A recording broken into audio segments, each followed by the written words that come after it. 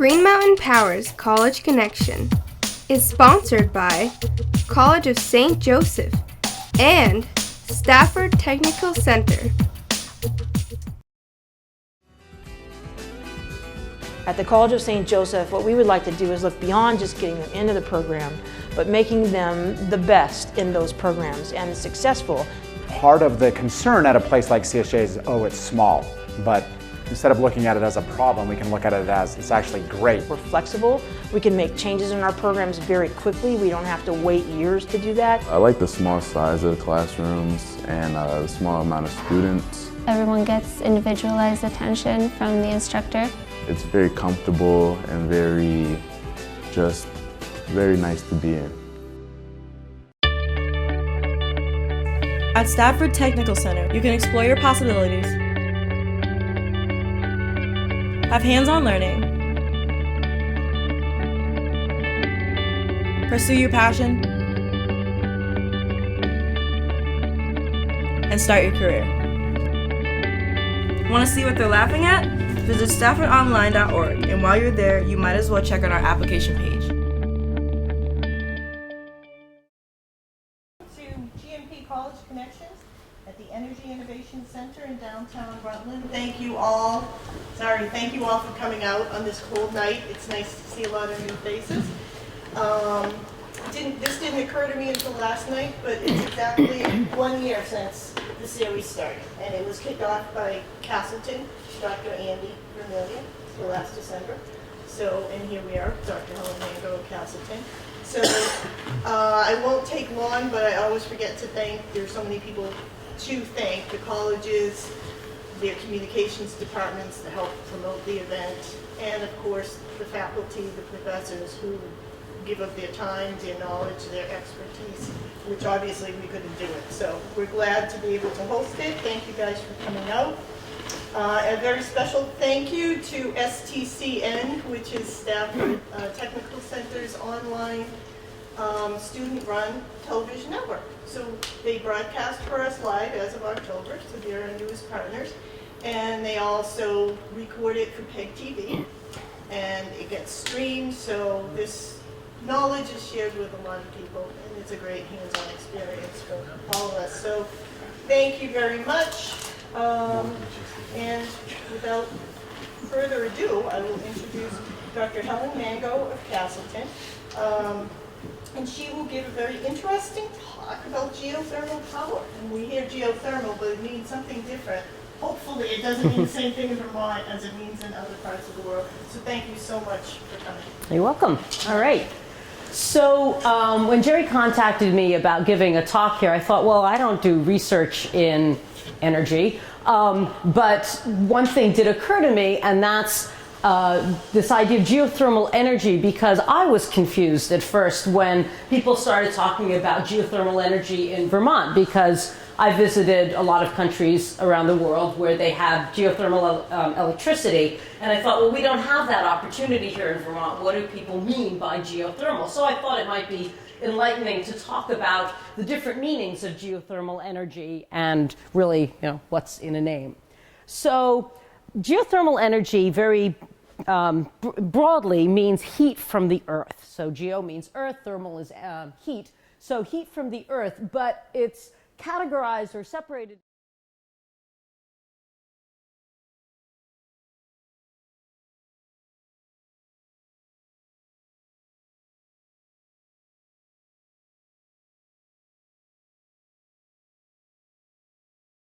Rock, without the water, also a form of very high temperature energy. And then some is very shallow and is low temperature. So I'm going to talk first about the high temperature and then the low temperature. And I'm getting over a cold, so sorry about the coughing. So high temperature geothermal is mostly used to generate electricity. Some is used for space heating, but mostly this is a way of generating electricity in places where there is high temperature. So this picture here I took just last May. This is the Geysir geothermal area in Iceland, and that's where the word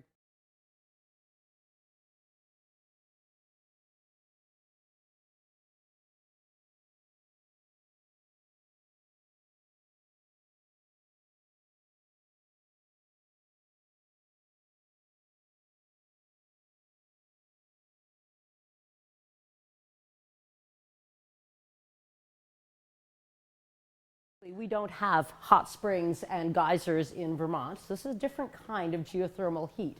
And this geothermal heat that's available here is due to the fact that the Earth gets hotter the deeper you go.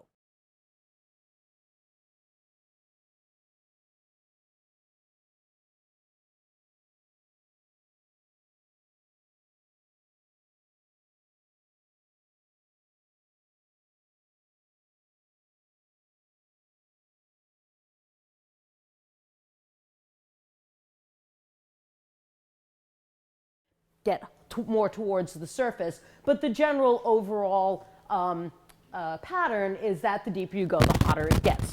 Not a surprise to most people.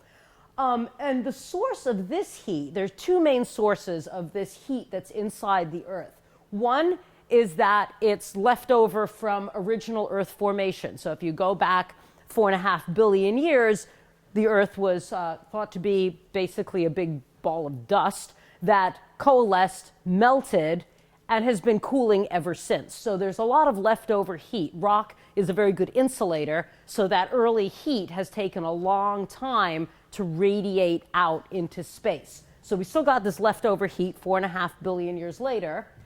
And then there's also radioactive elements in the Earth, and those radioactive elements decay, and part of the process of radioactive decay is a release of energy. So that is continually happening, and that also contributes to the heat that's under the surface of the Earth. So if you look around the world, there are some areas where that geothermal gradient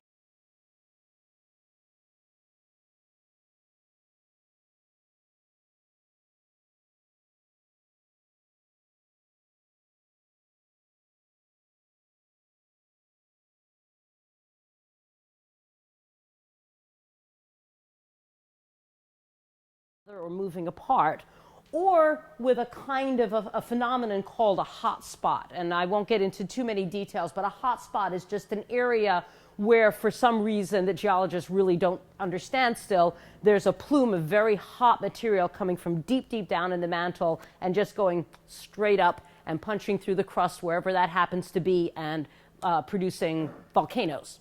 So there are these hot spot areas, some of the more famous ones, Iceland.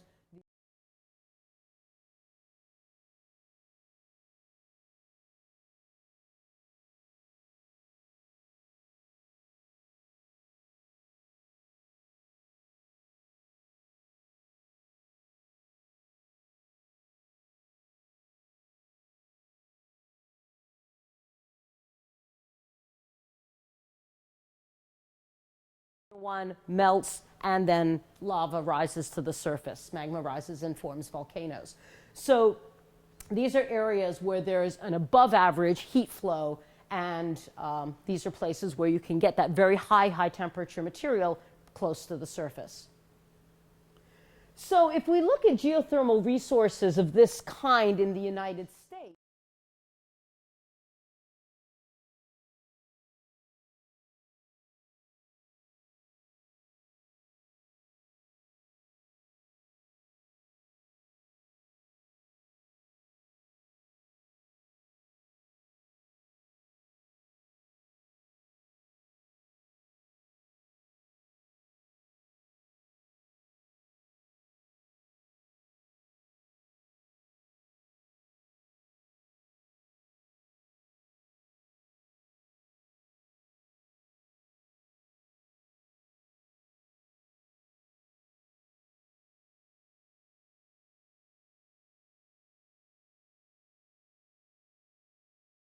using this kind of high temperature geothermal energy, and then the yellows and especially the greens are the least favorable.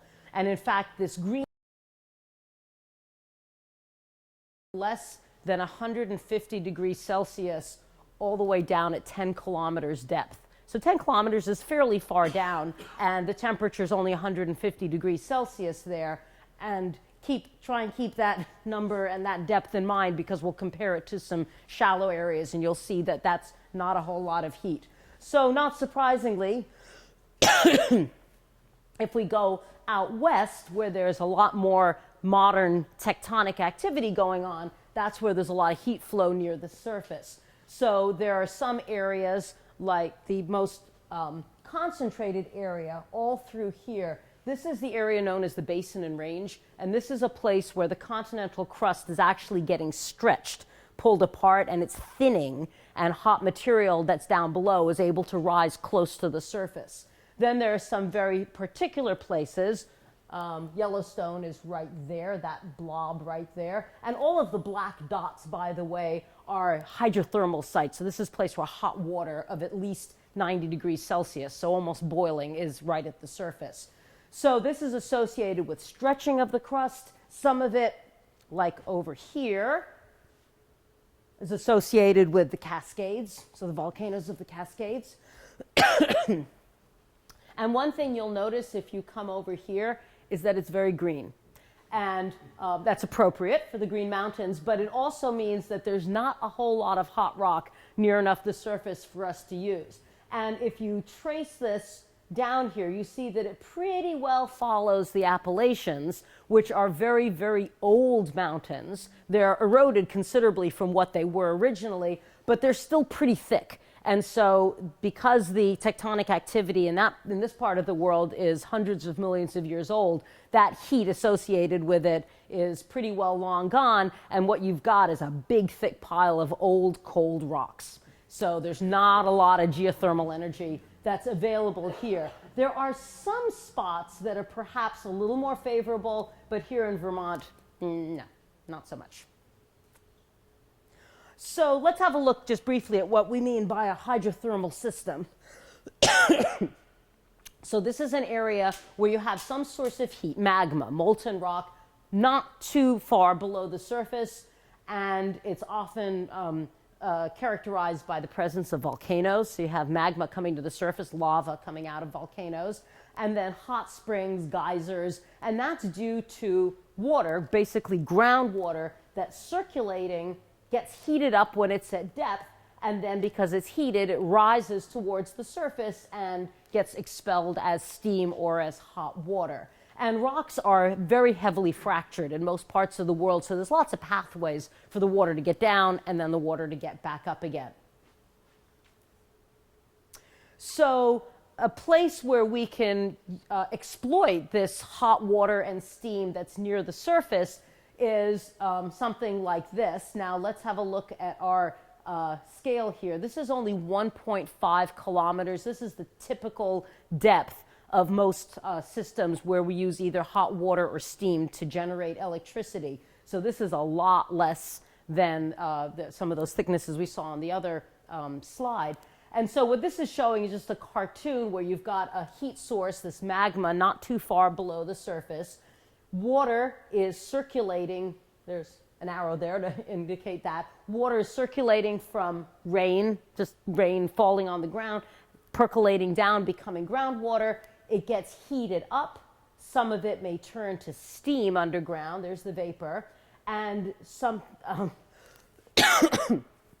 pipes will either take the hot water or take the steam or both, bring it up, and then that steam or hot water that turns into steam will be used to turn a turbine and generate electricity. So you need to have this hot water, vapor, and magma system pretty close to the surface.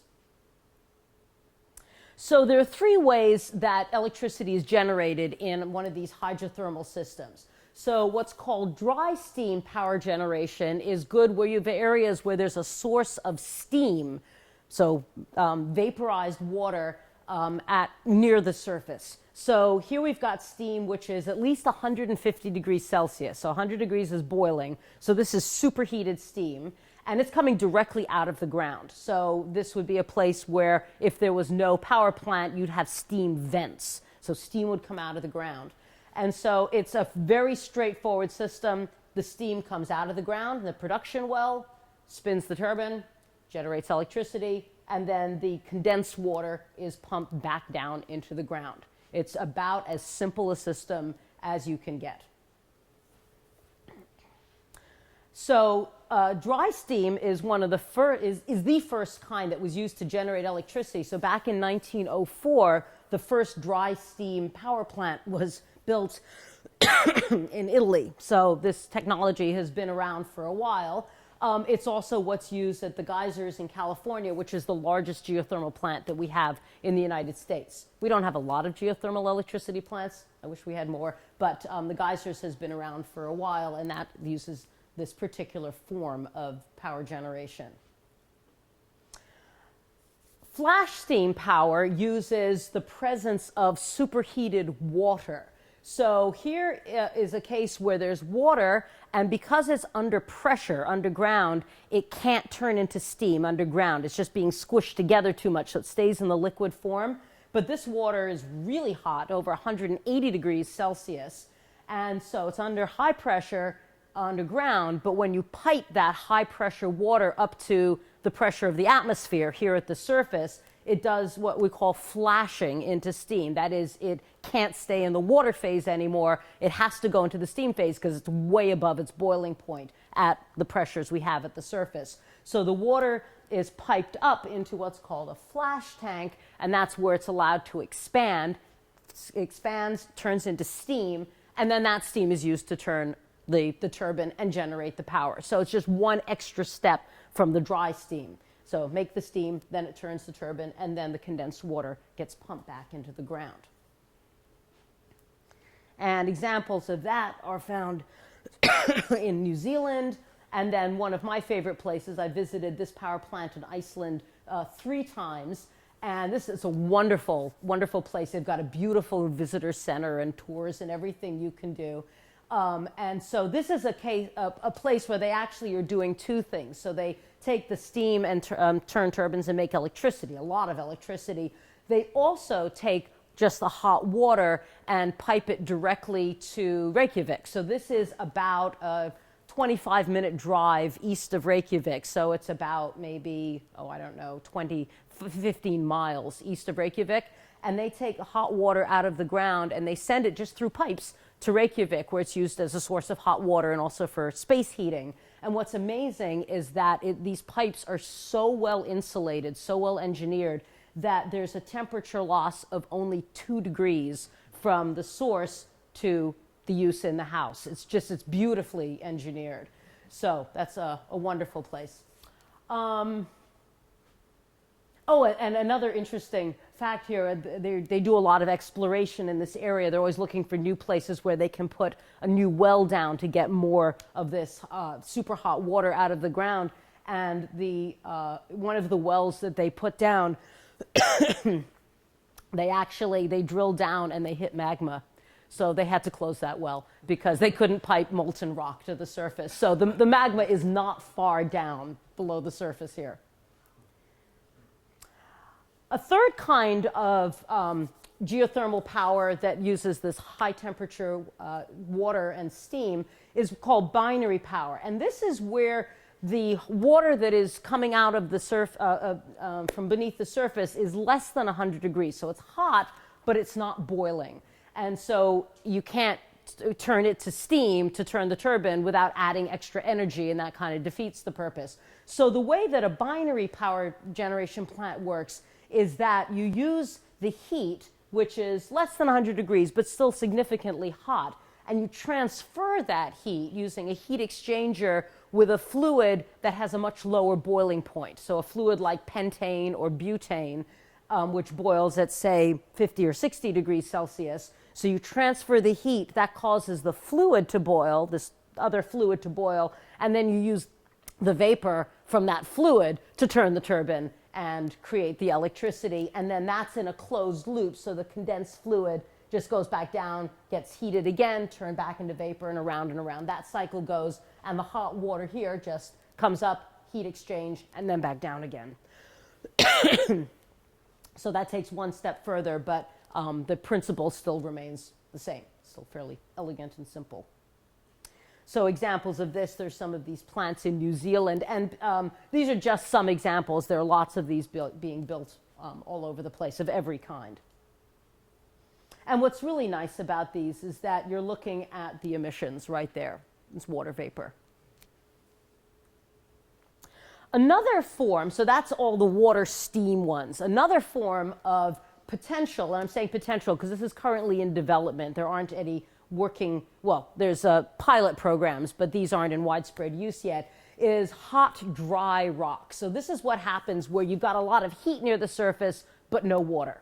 So the idea here is that you enhance the system, you make your own hydrothermal system by pumping water from the surface down into the hot rock where it gets heated and then comes back up as hot water or as steam. So these are still in the development phase. What you need to do is have an area, obviously, where there's hot rock within 3 or 5 kilometers of the surface, and then often it needs to be fractured. And so this is kind of like fracking, only you're just putting water in there and getting water out. So this is still in development. I'm sure that in the not too distant future, we're going to be getting electricity from this kind of system. But again, you need an area that's got hot rock pretty near the surface. So let us now switch over to low temperature. So this would be stuff that we can do around here. So we don't have hot rocks, magma, steam, hot water near the surface. What we do have, however, is the fact that if you go down not too far below the surface, a few feet, few tens of feet, the temperature stays fairly constant, and we can exploit that. So just to, again, separate the two, when we talk about low temperature geothermal, this is what's used for simply for space heating, maybe for heating water. This is not going to be generating electricity. There are some pilot projects that are trying to do this on a very small scale, using a very small change in temperature to create an electrical current, but that's not anything on a big scale yet. So what we have here, this is from Indiana, but it could be from here as well. The purple line is the temperature half a foot below the surface. Blue line is 2 feet below the surface, red is 5 feet, and yellow is 12 feet below the surface. So let's start with the purple line. So what this is showing is that in the middle of the summer, it's fairly hot, half a foot, 6 inches below the surface. The average soil temperature is over 70 degrees Fahrenheit. In late January, that is more like 33 degrees Fahrenheit. So you get pretty big swing, just like the air temperature is a pretty big swing in temperature. But if you go down to 12 feet, you can see that from summer to winter, there's not much of a change in temperature, maybe 7 degrees between the winter and the summer, and the average is about 52, 53 degrees. And it just doesn't vary that much when you're 12 feet below the surface. And we can exploit that.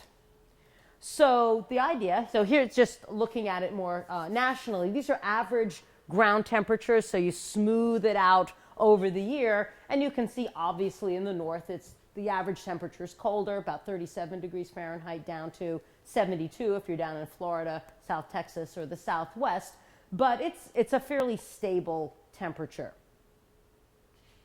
So the idea here is that we're using a process called a ground source heat pump. And the idea is that we are going to use the temperature, that constant temperature, to be a source of heat when the air temperature is colder. And we'll use that same temperature as a source of cooling or a sink for the heat when the air temperature is warmer.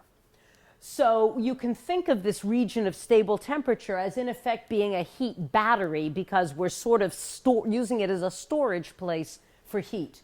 So it's important to realize that these systems don't create thermal energy. So there's no external heat source. All we're using is whatever energy comes from the sun. So again, different from the high temperature stuff I talked about earlier, where we're using the heat from the center of the earth and radioactive decay. Here we're using the heat from the sun that's coming from on top and heating going down. And so what these systems do is they simply move thermal energy from one place to another, between the building and the ground, either to the building in the winter or to the ground in the summer. So here's the idea.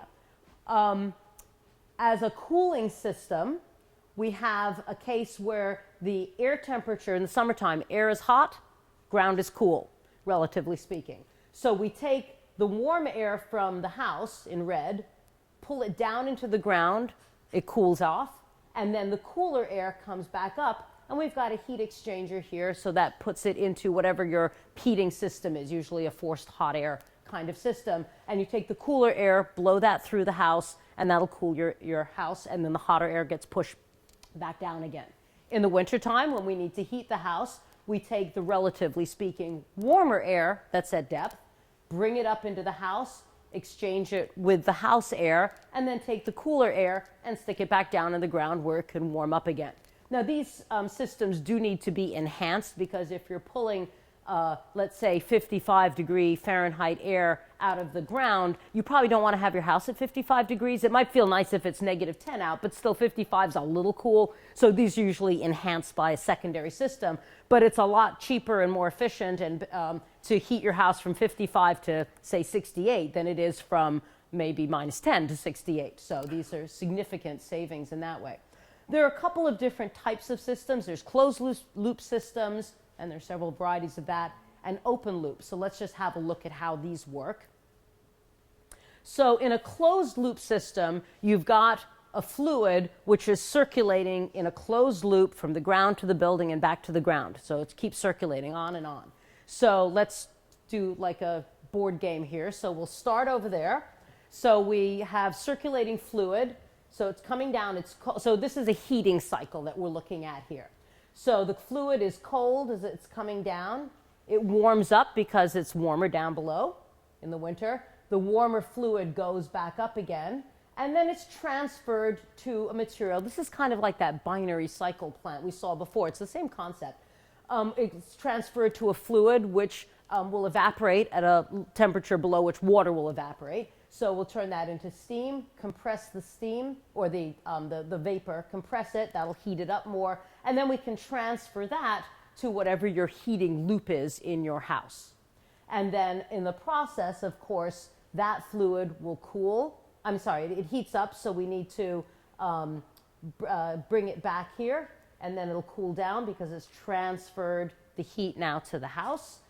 And then we bring that back here, and then run the process again, re-evaporate it by bringing it in contact with the heat from the ground. So this loop is constantly moving, and this loop is constantly moving, and this loop is constantly moving, and we're just transferring the heat from one place to the other. Run it in reverse, and it'll cool the system down.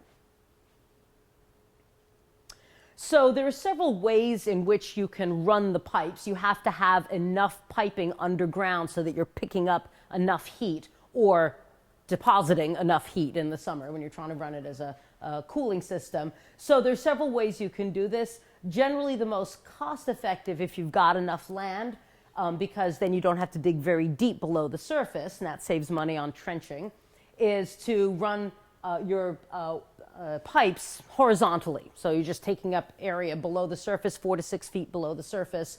And if you've got enough land to do this, there's several different ways you can put the pipes down there. This slinky method where you curl them around is more efficient because you can get more contact between more pipe and the cooler ground, or the warmer ground, depending on the season. So a horizontal system would look like this, not so deep, cheaper to put in, but you need more land. A vertical system is more expensive because you've got to go down deeper to get the same quantity of pipe below the surface. But this is where you might have a limited land area, or if you don't want to mess up whatever your landscape is above the surface. So this is perhaps more often done for larger buildings as opposed to homes that might have some more land. But same idea, but these have to go down 100 to 400 feet to get the same quantity of pipe. And then there are systems that can take advantage of a pond or a lake, and the fact that the water at the bottom of a pond or a lake is going to have a fairly constant temperature as well. And so if you've got this, you can put a bunch of coils of your pipe in the water and then bring it in. Obviously, this is maybe a very low cost if you have a pond right next to your house, but not everybody has that. But all the same principle. An open loop system is one where you're taking groundwater out of the ground. So this is water that's percolating naturally through the ground, through fractures in the rock. You drill a well, you pull water out of the well, and that's the liquid that comes into the house, does the heat exchanging, and then it goes down and is deposited in another well where it recharges the groundwater. So this can be low cost, but you also need a good supply of clean water because you don't want to be moving contaminated water around. So that's another way of doing this. So just to summarize then, Some research has been done recently by the Vermont Geological Survey looking at water temperatures. So they went to 17 water wells across Vermont, and these varied from 91 to 396 feet deep. So that covers most of our wells are within that range. And the water temperature in Fahrenheit varies between 45, 51. So it's fairly typical for the Northeast. So the results then is that, well, in Vermont, what are our options? Dry steam, flash steam, binary power? Nope, can't do that. Geothermal electricity? Can't do that either. What we can do, however, is install these ground source heat pumps. That works, and we can use this geothermal energy that comes from shallow parts of the earth to heat our spaces, our buildings, and water, and that would work just fine. So I will leave it at that. Thank you very much. Yeah, questions? What creates the water flow through the loop? You need a pump. So there is electricity use. Yes, you have to pump. Any fluid that's circulating needs to be pumped. So it does require energy. No. No. One of the questions, digging down so deep in Vermont, Vermont's awful rocky. Yes, it is. So that's why if you can move horizontally, you have a better chance of being able to fit it in. But that's definitely a drawback of these systems, is that you have to be able to get down there. You need soil, not bedrock. So if your house is built on ledge, this is not going to work, at least not without a considerable expense. Yeah, definitely. Do different types of soil make a difference too? Clay versus sand versus loam versus old lake bed? Not really, actually, because the temperature gradient is actually fairly consistent. So I think it would be more an engineering issue of what the strength of the soil is for digging the trenches and putting stuff in, but I don't think it makes a big difference with the temperature that you're going to find. Some have used the air. It's much less, but I know Green Mountain was. Yeah, there are, excuse me, there are what are called air source heat pumps, but that's not geothermal, and I wasn't going there. But Okay. Bruce Sorry Bentley, about that. no, Bruce Bentley of Green Mountain Power showed me his system in his house. It's really wonderful. It almost seems like magic, where you can you can get heat out of air, which is maybe 0 degrees Fahrenheit. You can still get heat out of that air and bring it into your house. It's really nifty, but it wasn't in the earth, so I left it out. But those are definitely being installed in right around here. Yes, Yeah. I know that. Mm-hmm. Yep. Yeah, you have a question? Are there any consequences geologically of taking the heat out of the earth? No.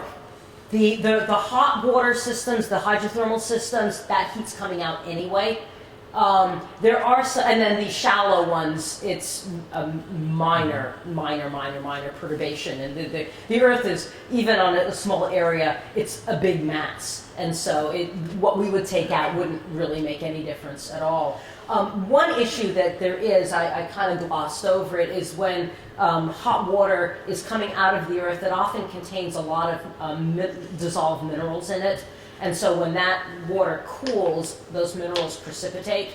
And so sometimes the water has to go into a settling pond first before it's pumped back into the earth. It just sort of gums up the pipes. It tends not to be hazardous material in any ways, but it does have particulate matter in it that has to be stored somewhere so it doesn't muck up the piping. Thank you. How many communities are using the system of putting pipes underneath a pond? You know? I don't know the answer to that. I don't know any of my GMP colleagues here who know that. I don't think there's anybody doing that in Vermont. Yeah. Yeah. Are there communities out in that southwestern Montana, Idaho border around the Elliston area that are doing what Breckenridge is doing? Are there any of those communities tapping into that magma heated water out there? I'm trying to think. On a community-wide basis? Yeah, I don't know. I would have to look that up. There are certainly a lot of places that, anywhere that there are hot springs, I think there should be geothermal power generation. The geysers in California is not the only one that we have. It's just the biggest. But I should find out how many. But the money's from systems California is there not are. near metropolitan area, so they're shipping electricity somewhere. Yeah. In Reykjavik, they're shipping hot water to the town. Oh, and electricity. Yeah. And Yeah, lots of electricity as well. All of but they're piping hot water right in. and they're piping the hot water directly in. Yeah. So I would People out hope. in Montana and all that. I don't know of hot water systems set up anywhere. I think it's just electricity at this point. Yeah, it seems like a wasted resource, doesn't it? Yeah, and what's amazing about Iceland is that they've got all these geothermal power plants. That only supplies about 20% of their electricity. They get about 80% from hydropower. There's a lot of flowing water there. And in fact, in Iceland, they have so much electricity, that's one of their biggest commodities. And so they sell electricity. You can't pipe electricity to other countries because there's just too much loss along the wires. But what they do is they in effect are exporting their electricity by importing raw aluminum ore. It takes a lot of electricity to turn aluminum ore into aluminum metal. And so aluminum ore comes into Iceland, uses the electricity that is so abundant, makes aluminum metal, and then the aluminum metal is shipped out again. So it's cost effective, very cost effective, to ship aluminum ore from Africa, the Pacific, way far away to Iceland because the electricity is so inexpensive and so plentiful. Ladies first. Going back to the ponds, were there any around here? I think in Vermont, you can't own a pond even if it's on your land. Oh, well that would kind of put a curve in things, wouldn't it? That's what I was thinking. Yeah, maybe. Yeah, I don't know enough about the regulations on it. But if you just use the pond water, we all do that. You put your rafts out there in the summer and so forth. And Yeah, I don't know. Worth finding out, I guess, before we start building. I know these ground source systems you're talking about. Is there any benefit in putting them deeper versus shallower? I know that those were all at like 6 to 12 feet or whatever. There's no benefit of going deeper over here? Not really. The temperature doesn't go up enough to warrant the major extra costs that it would take to dig down that deep. Your pond depth, I think there was a number, but I missed it. Did it say maybe 15 feet? Did it? It's at 6 to 8 feet, 6 actually. to 8 on that pond. Yeah, yeah, but I think, yeah, there's none of it around here, so this might be a warmer climate number as well. So if you build an underground house 6 to 12 feet deep, you kind of solve the heat problem? Pretty much. Yeah. I mean, but think about the sod homes on the prairies. They would dig into the earth. And my own house is in the side of a hill. So it definitely acts as an awfully good insulator, and heating the basement is way easy. Yeah, because most of it's underground. Did you briefly mention there are spots of radioactivity in the various areas of rock? Oh yeah, it's spread throughout the earth. There are radioactive elements, like uranium is found in many, many, many different kinds of rocks, and that's radioactive. What about Vermont's rock? I know Vermont's rock is older. Does it contain some sources of radioactive potential? Yeah, not enough. That will never be. Radioactive decay itself is not concentrated enough in any one place to be a source of energy from the earth. That's why we take the radioactive material and refine it and purify it and put it in a nuclear power plant. You have to really purify it a lot in order to get enough energy to do what we want to do with it. But if you take the earth as a whole, there's enough radioactive decay as a whole in the earth that it generates a considerable amount of heat and keeps it is a factor in why it's hot below the surface. Yeah, but it's not concentrated enough in any one place. Yeah. Another question? What about radon? Radon, again, is not enough to be, it's not concentrated enough to be a source of energy, and it's more a hazard than anything else because you don't want to breathe it in, so usually we're trying to get rid of radon, not collect it. But it's simply not concentrated enough. Yeah. What's the cost of utilities in Iceland compared to here? Oh, it's pretty cheap. Yeah, I don't have the exact numbers, but it's very, very inexpensive. Everything else in Iceland is fantastically expensive, but their electricity is pretty low. Yeah, they make up for it because they have to import almost all their food. It's hard to grow things in that climate. Although they do use their geothermal heat to heat greenhouses. They do grow crops in greenhouses. We have Lake Champlain, which has some rather deep areas. Is there more potential in the depths of Lake Champlain? I suppose there might be. We'd have to talk with New York. Don't we share that? Yeah. Shared, so. Yeah, I don't know actually what the issues would be in using deeper water like that. I don't know. Anybody? We know it remains quite cold. Yeah, so it might be cold. more useful in the summer than in the winter.